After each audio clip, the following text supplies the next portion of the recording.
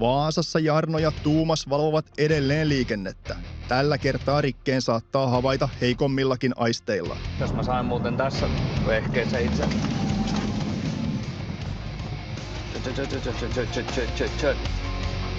224. Mä kerkisin nähdä, että tulee lentämällä. Mä otan jutulle. Havaitsin, että sieltä tulee henkilöauto aivan jäätävällä nopeudella.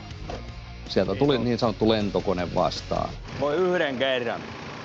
Nyt tehdään sitten sillä lailla, että mennään tuohon pysäkille jatkamaan aiheen käsittelyä. Autosta kyllä haisto myös sen, että nyt on lujaa ajettu. Sen verran oli palaneen kärryä ilmassa. Sua epäillään törkeästä liikenneturvallisuuden vaarantamisesta, niin kuin varmasti ymmärrät, tuolla nopeudella. Otetaan puhallustesti.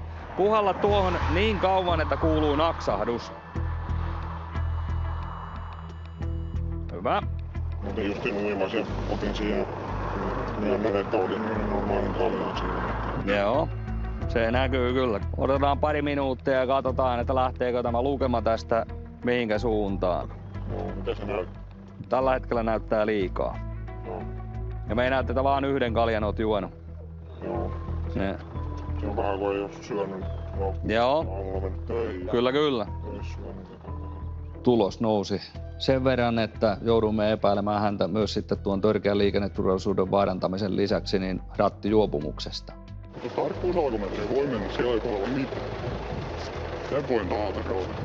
Kokeillaan nyt, onko se lähtenyt laskuun. Eli puhalla taas niin pitkään, että naksahtaa. Ei oikeastaan merkittävästi lähtenyt vielä laskuun. Elikkä nyt me lähdemme Vaasaan sun kanssa tarkkuusalkometri kokeeseen, eli on Kiinni otettu.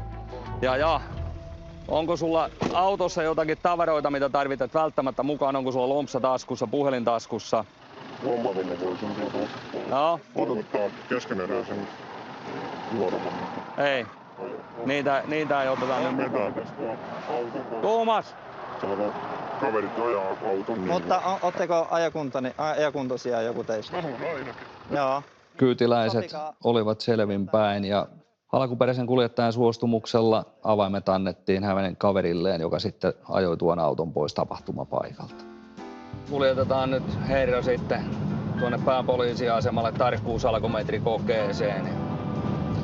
Siellä sitten selviää mikä se lopputulos on ja sen mukaan sitten lopulliset rikosnimikkeet. Kuulustelut ja asiat etenee sitten aikanaan käräjäoikeuteen. Mun on pakko myöntää, että tää on kyllä kovin lukema, mitä mä oon urallani mitannut, että ei oo näin kovia ylenopeuksia tullut mua vastaan ennen kyllä. Nythän meni hyvin, ei sillä tavalla tapahtunut mitään, kukaan ei loukkaantunut, auto pysyy tiellä. Mutta siinä on piillä aina noita vaaroja, että tiellä voi tulla jostain joku lapsi, joka on leikkimässä jo ojassa ja ei kuule eikä näe autoja, niin voi tulla tielle yllättäen. Toivotaan, että kuljettaja tästä kasvaa ja ottaa opikseen.